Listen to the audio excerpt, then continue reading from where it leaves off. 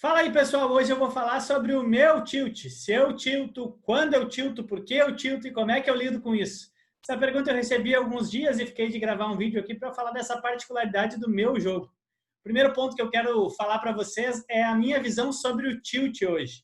O tilt para mim não é mais aquelas loucuras onde você começa a dar raise, começa a espiusar, começa a pagar tudo que é tipo de coisa, e não é mais aquele tilt agressivo, aquele tilt louco.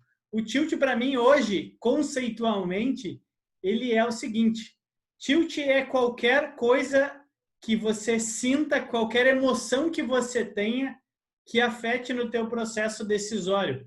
Então, não precisa mais você chegar ao extremo do tilt para identificar isso como você está tiltado ou está errando nesse ponto. Para mim, qualquer tomada de decisão que eu tenha que foi afetada por uma emoção minha, eu estou entrando em tilt, eu estou tendo tilt ou estou começando a ter um tilt mais grave. Então, esse conceito mudou desde o momento que eu fiz o treino com o Danilo Shen, que é um cara que me treinou aí durante 3 meses especificamente sobre tilt.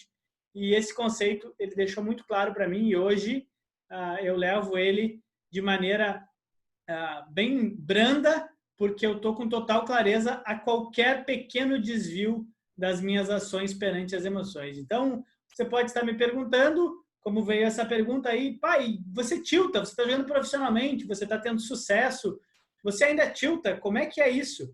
E eu sempre falo que eu estou sempre em processo de desenvolvimento pessoal e no jogo para que meus episódios de tilt diminuam. Se eles vão acabar um dia, eu não sei. Eu imagino que todo jogador de pôquer tem episódios de tilt e existem vários tipos de tilt. Se você ler sobre isso, você vai ver que existem tilts bem silenciosos que a gente não percebe. Então, o meu trabalho dia a dia é para desenvolvimento pessoal e do jogo para que meus episódios de tilt diminuam de frequência. Falando em tilts graves, aqueles tilts que você vê aí o pessoal fazendo, que é batendo a régua, metendo bala nos caras, acontecia muito comigo há 10 anos atrás, 8 anos atrás, 5 anos atrás até, que é quando eu não tinha sucesso no poker, justamente por causa disso.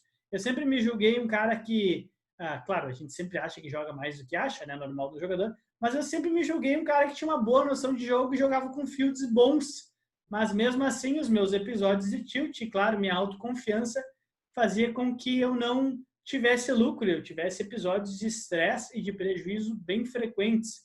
Então, a partir do momento que eu comecei a estudar o jogo mais a fundo para entender que a variância ia acontecer e situações iam acontecer e faziam parte do jogo, os episódios de tilt começaram a diminuir. E um outro ponto é que eu comecei a me desenvolver pessoalmente em uma série de coisas, desde alimentação, meditação, estudo sobre tilt, desenvolvimento pessoal em várias áreas, e aí é particular, é cada um por si, tentando fazer o melhor quando você está em game.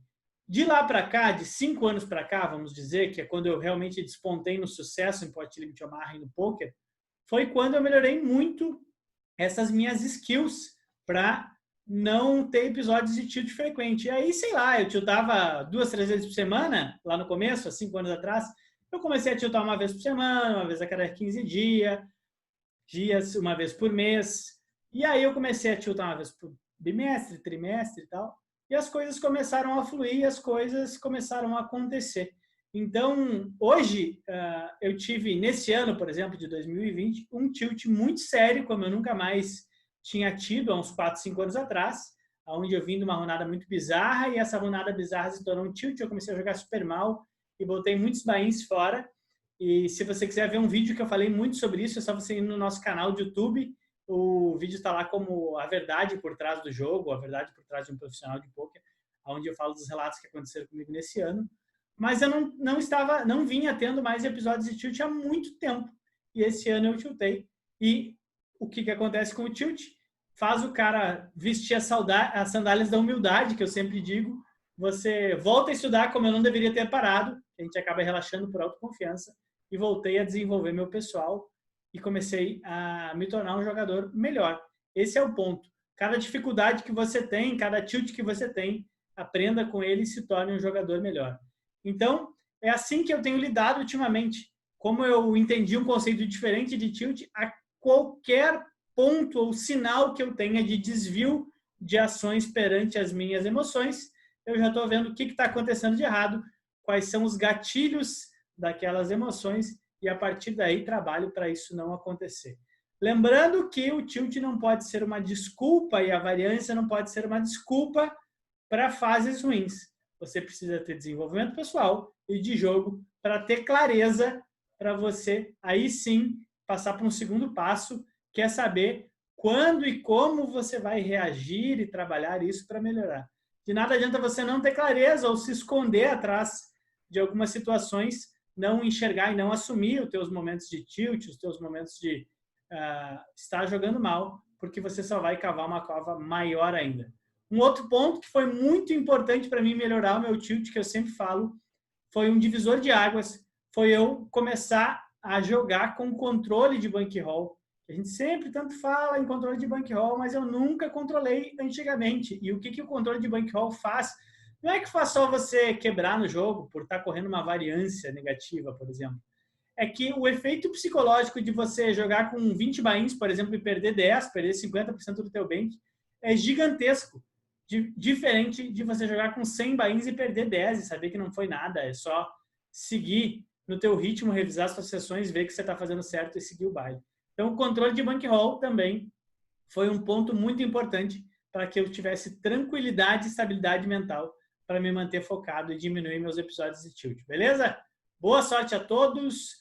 Estudem bastante para entender como o jogo realmente funciona e a realidade do poker. Desenvolvam-se pessoalmente e vão embora para frente, que o poker é muito mais complexo do que você imagina.